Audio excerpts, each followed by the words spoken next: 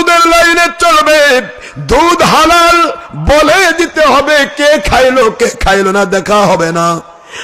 মদ হারাম বলে দিতে হবে, কে খাইলো না দেখা হবে না। হারাম যে খেয়ে খুশি খাক না, কিয়ামতে আল্লাহর কাছে ধরা খাইবে। কথা বলেন না কেন? হালাল খেয়ে যে খুশি খাক, সে আল্লাহর রহমত পাবে। কিন্তু দুধের মধ্যে মদ মিশায়া ইসলামী মদ বলা যাবে না। কথা বলেন না কেন? মদের সাথে দুধ মিশায়া কখনো হালাল হারাম মিক্সার করা যাবে না। এই জন্য আল্লাহ বললেন, ওয়ালা তালবিসুল হক বিল বাতিল, সত্যের সাথে মিথ্যা, হালালের সাথে হারামের, ভালোর সাথে মন্দের মিক্সার করো না।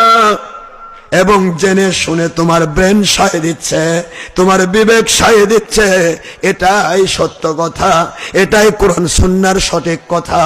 তারপরেও তোমার 2 নম্বরের স্বার্থে বাধা হওয়ার কারণে সত্যটাকে কখনো গোপন করো না।